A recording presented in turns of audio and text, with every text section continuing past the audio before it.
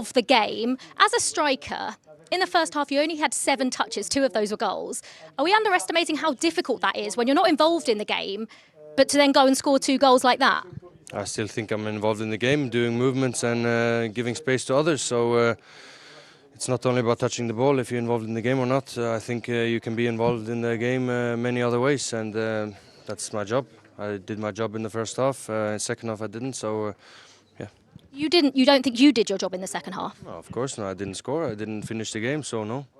Does this just prove how tough away games are in the Champions League, Erling? Every Champions League game is tough. Look at last year, we went out. So every single game is tough, and yeah, there's not many teams who won their first 2 games, and that's how it is. Thank you so much. Yeah, very, very despondent Erling Haaland there, and you can,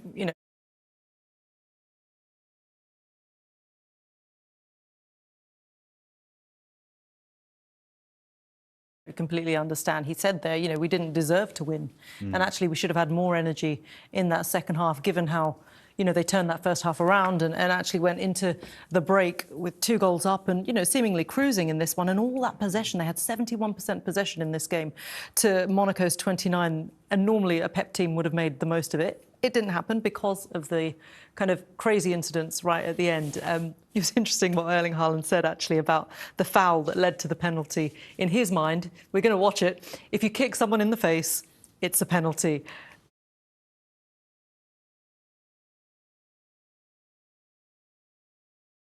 A little bit of debate over here, so we're going to mull over this a little bit more. Let's take a look at exactly what happened from the free kick. Nico Gonzalez, who actually came on as a substitute for the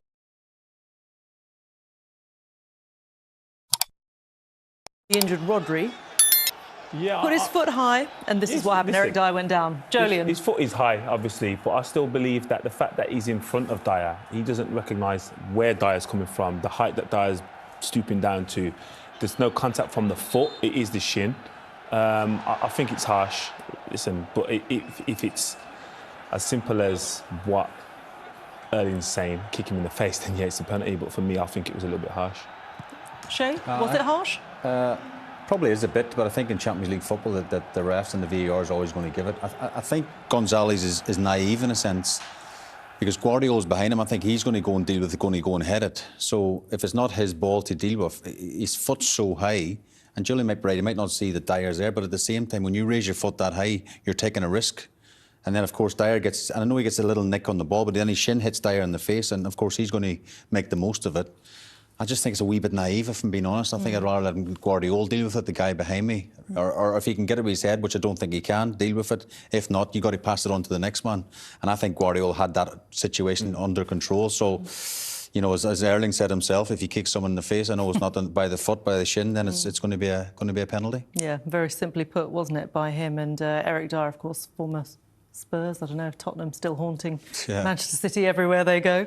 Just putting it out there. But Erling Haaland, he wasn't smiling much, but he did have much reason to smile in that first half, didn't he? And we heard there, 7 touches in that first half. 2 of them ended up as goals. Let's take a look at the first one after a quarter of an hour. Yeah, it's great movement. Is amazing, isn't it? Yeah, but the movement is equally as impressive. Again, it's creating a space, first of all, drawing the defenders out, and then all of a sudden recognising when to run, the timing of it. Yes, Guardiola's pass is exceptional as well, but the athleticism to run through, then to show the composure and elegance of like the slightest of touches to redirect it, it's a lot harder than he's making that look, if I'm honest. OK, so 1-0 for him. I mean, last week he made history, didn't he? He became the fastest player to reach 50 Champions League goals, and he just keeps on scoring. But before he got his next foray, Monaco did find their way back. It was only into their own box to try and defend the goal, but you've got to have a bit of balance as well. The midfielders, one of them should be out, either be Phil Foden or Rodri should be out closer to the ball. Take nothing away from Teze's strike. It's an unbelievable strike, and as an ex-goalkeeper, Donnarumma's got absolutely no chance in goal for that. But again, just the balance. Sometimes you get attracted to your own goal. But one of the midfielders has to sort of stay attached to their midfield, in fact. It really is. And then, of course, Haaland popped up again. Great timing as well, just before half-time, to make it 2-1. Yeah, perfect time to score any goal for any scoreline. And again, an example of some great movement, absorbing the defenders, but then athleticism again. And yeah, the defenders of Monaco naive in terms of not recognising it's Haaland in the box. Can you get tighter? But if anyone, you'd prepare for him, yeah, wouldn't you? you have to open up and try and get touch tight. But even then, when you do that, his power and his height, and we said at half time, he's actually stooping down to head that. So he's generated the power out of nothing, and it's a great finish. Yeah, it is a great finish, and this is just what Erling Haaland does, and we can see there some stats. This is sort of where he's been at this point of the season in his last 4 campaigns. Apart from the 23-24 season, I mean, 7 is hardly bad at this stage, is it? Disappointing, to be honest. Isn't it just? He'll be crying over that. So. Double figures, though, every single time. I mean, the level of consistency, the average is incredible, and it just tells you exactly where he is. I find it staggering that he finished 26th in the list of Ballon d'Or nominees. That's crazy. And I think he scored 6 goals for Norway this season Exactly, as well. absolutely. I think if you're building a striker, as in an AI striker, I think he'd have the lot, wouldn't he? Yeah. His left foot, obviously strong, his right foot strong, he's brilliant in the air, as we've shown. You know, he mentioned, and maybe the question was a bit wrong, was in a sense that he was a bit upset there was such a late equaliser, but and about the touches in the first half, 7 touches, 2 goals. But he's right what he's saying. Sometimes he makes selfless runs, he stretches opposition, then that opens up pockets for Silva, Foden and the likes, you know. So I don't think he liked that question too much. Yeah. And obviously coming straight off the pitch, Dier scoring in the 90th minute, he feels disappointed they didn't win. So, but his numbers are just incredible, aren't they? He's an unbelievable striker, and you think every record that comes along, he's going to smash it, isn't he? Oh, 100%, and you wouldn't question him or doubt him in any way. I think, given the opportunities, some of them are not even real opportunities, the half chances. But again, his athleticism is ridiculous. So he can create moments of defining games in any scenario. There are a couple of strikers at the moment who are making history across Europe. You've got Haaland, as I say, the quickest player to reach 50 goals in the Champions League. You've got Harry Kane, the quickest to reach 100 goals for his club, for one club in all across the top European leagues as well, faster than the likes of Cristiano Ronaldo, for example. When you've got those 2 strikers who are in form, who are incredible, if you had to pick one, who would you choose? I think for both of their teams, they're both suited exceptionally well. That's not the answer, Jolien. There's a fence there behind. Jolien just sitting on a fence. That's not a chair, exactly. it's a fence. There's not a wrong choice, is there? Listen, I think they would both score the same number of goals in either team, and that's credit to them. And what I do say, Bobby, the biggest compliment is they probably are taken for granted. Their efficiency, their game, their fundamentals is so consistent, and given half chances, Harry Kane is probably better with both feet than Haaland, but Haaland's probably more dominant in the air, so they both offer different things, but both equally as effective. Who would you choose? And you've got to put it in the ring as well. I would probably pick Haaland right now because of his age and stuff. That's probably obvious. But if you're going, you know, prime Kane and prime Haaland, it's a very difficult choice to make. It really is. I mean, even the German media in recent months have come out and goes, we're apologising because, you know, they've signed this player, and there was getting a bit of stick, I think, after the Club World Cup, but he's just done a phenomenal, and the numbers, oh my goodness, are incredible. So, you know, to break that record that Lewandowski and co had beforehand is just phenomenal, isn't it? It is. It's absolutely incredible. And yet they finished 13th and 26th in the Ballon d'Or list, respectively, which... But I think that's an example of them being taken for granted. Yeah. I just think As you said. their numbers are so consistent, we just thought, well, it's Haaland and it's Harry Kane. It's just what they do, isn't it? But they did have a few more chances. I mean, Haaland said, you know, we should have given more. Right at the end when Guardiola goes through, and as a centre-half, he's probably got a little bit giddy and tried to take on a shot when there is a pass inside to Haaland, but... Yeah, he'll be frustrated that they haven't seen the game out. And again, like I said before, that's an example of them not being back to their best. Yeah. I think that in previous years, they go on to win this game comfortably. Yeah, OK. Well, they're getting there. We're going to have another break now, but when we come back, we're going to hear from Pep Guardiola and also from Eddie Heat. Union Saint-Gilloise, 4-0 away from home. Their biggest ever Champions League victory. What a night, then, for the Toon Army. They're going to be celebrating in Belgium, and we're going to get more reaction after this.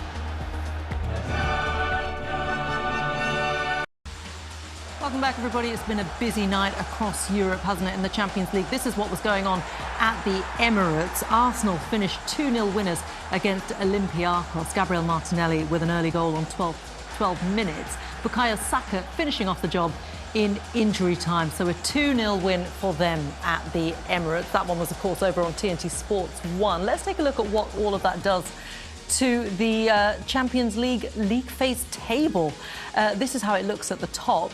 Bayern, Real Madrid, PSG, Inter, Arsenal, Dortmund and Man City, the obvious ones. Karabag, the minnows, really mixing it with the big boys there. As for the rest of the English teams, Spurs are currently in 9th. Newcastle, courtesy of their victory today, in 11th. And Chelsea currently in 18th. Plenty more still to play for, of course. Man City are still in the mix, of course, for automatic qualification after just 2 match days. But I'm not sure that Pep Guardiola will be too happy at the end. Let's get his reaction now. He's been speaking with Olivia. Pep, a point in the end. What did you make of that as a whole? Yeah, it was a really good game. So, make some decisions. We create a lot of chances. Unfortunately, at the end, we defend an unfair free kick, not perfectly, and we can see the penalty that touched the ball first. For the inners, touch the opponent, but touch the ball, no intention. But yeah, it's what it is. So you don't think that was a penalty? I don't know. So it's penalty given. That's all. I want to talk about Erling Haaland. Obviously, it took him 15 minutes to have a first touch, but his first touch ended in a goal. You're not surprised by that? No, absolutely not. He played really good. He played, scored goals, and had more chances at the team. The team was really, really good. With Erling as well, obviously, are we underestimating how difficult it is as a striker when you're not too involved in the game in terms of touches, but he just seems to come alive right when it matters? Yes, but he plays 2 central defenders to hold him in front of him, so it's not easy to find him, but you have to find him to score goals. Do you think you created enough chances tonight to potentially be out of sight before Monaco got the equaliser? I didn't see the stats, I didn't see the chances, but I think we were much more than them. Always we try to play to create more chances. You concede few, and after sometimes win, sometimes again not possible. But yeah, many things was against in situations, and that's all. Was it always the plan to take Rodri off with half an hour to go? Yeah, so step by step, have to go that. So 90 minutes is too much. And just finally, just another example of how tough Champions League away games are. Yeah, we know for experience that, yeah, have a good point, we take it. Think the next ones. Thank you so much, Pep. Yeah, Pep not giving away too much there. I reckon underneath it all, Julian, he's probably fuming. Yeah, with the result, definitely. But I still agree with his assessment. I thought they were the better team. They nullified Monaco to a few chances. Yes, they're obviously giving away a penalty and created enough chances to score more than 2 goals. Should they be out of sight? Possibly. But yeah, frustration, because when you concede that late, it always leads to frustration. And, you know, they were one of the teams who fell so short last season as well, and they'll want to, you know, put that right this season. And we can see their forthcoming fixtures. They already beat Napoli at home. They drew now against Monaco away. They've got Villarreal away next. They've got Dortmund and Leverkusen at home. The big one really is the one you can see there, away against Real Madrid. I mean, these 2 sides just keep getting drawn against one another. Then they've got to go to the Arctic Circle as well, and they've got Galatasaray as well. Amongst some of the difficult ones, there are some very winnable fixtures as well, aren't there? Yeah, but I do think they want to get the automatic qualification because it takes 2 less games, doesn't it? To, you know, there's so much fixtures that Man City are involved in. But again, I think that's the frustration tonight. You know, they had over 70% possession, whatever. They had lots of chances. You just felt the next goal was going to come, but they weren't ruthless enough. You know, they have to kill games off. They have to see it off. And when it comes down, like last season, they came down to the wire, didn't it? You know, to get into the knockout stages. I don't think Man City wants that. I don't think Pep Guardiola wants that. I think he wants it done and dusted as soon as possible. So that'll frustrate him tonight, 2 points. You can see by his interview he's a wee bit angry, and that's just normal human reaction because that late equaliser from Dier feels a bit like a defeat. I know it was a draw, but at the same time, you know, they aren't playing bad. You know, Reinders hit the crossbar. You know, Foden hit the bar. You know, like a little bit of luck as well sometimes in football that helps along the road. So just get back to that ruthless winning machine. I think Man City are, and they should be fine. We talked a lot last season about how, you know, they'd lost some of that aura, some of, you know, that ruthless winning machine you talk about. Teams feared them a lot less, even at the Etihad last season, because it wasn't the campaign that they'd had. We didn't see the dominance that we'd seen over many, many seasons. How far away are they from being that team again, the side that swept everyone away in 2023? I think they're not far in terms of performances and results. I think it's a consistent period of time. I think if they're winning consecutive games, 8, 9, 10, in all competitions, not specifically any competition, it's kind of seeing them games out and again, being more ruthless. Yes, we've seen Man City win a number of games, but can they go on to just put you to the sword, like Shay's saying? I think in recent years we've seen them do that, and at this moment in time, when you're a team against Man City and you're one behind, you still feel like you've got a chance, where that hasn't always been the case. Yeah. It's always, if they score, you're like, oh, we've lost this game. Can we nullify that threat? But that's not the case at the moment. Yeah. Still building up, and it's all still early days, isn't it? And it has been early days as well for Newcastle. They've struggled to find their rhythm. Eddie Howe talked about this pre-match, but tonight they definitely had their mojo back, didn't they? They were away at Union Saint-Gilloise. A side be a huge occasion for them, but Newcastle completely dominated this game from start to finish, didn't they, Shay? Yeah, it was a bit of a Newcastle of old of last season. Elanga was absolutely brilliant down that right-hand side. You know, crosses all day, won the penalty there, of course, Anthony Gordon stepping up for a couple of penalties. But I think that feel-good factor, and you look at the reaction of the fans as well. They travelled over there to get behind the team, as they always do. This is a penalty in the second half. I think it went to VAR. There was a handball, and Anthony Gordon steps up again. I think it'll do him the world of good as well, getting 2 goals tonight from the penalty spot. And this is what we spoke about. You know, Newcastle maybe might have to change how they play this season and maybe sit a bit deeper. They've unbelievable pace on the wings. Harvey Barnes came off the bench. You've got Elanga, you know, you've got Murphy. You've got so much pace on each wing, Anthony Gordon. And again, Eddie mentioned about being a transitional time for them to get the best out of the new players they've brought in as well. And I think that tonight will do them all a world of good. You know, 4 goals, clean sheet. They'll be going home happy tonight. Yeah, absolutely perfect, isn't it, really? And we were looking at that forward line, because when you take Alexander Isak out of this Newcastle side, there's this massive hole. Voltemada has filled it, but now you have Elanga and you have Anthony Gordon, of course. It felt like tonight that they're starting to click. Yeah, definitely, and that's the key. It's not a case of filling the void that he's left with one player. It's about collectively contributing, and they've all done that. Elanga's played exceptionally well, and Gordon and Voltemada have contributed with goals. Yeah, they have. Guys, it's been a pleasure to work with you guys tonight. Next time we'll text you the uniform, Got the wrong colour, didn't I? That one didn't happen tonight, right? We went seasonal. OK, that is it from us. Up next, though, you can catch all the reaction to tonight's game. The Goal Show Extra Team are still here. They're on TNT Sport 3. We, though, will be back tomorrow with all the action from the Europa League and the Conference League. Good night for now.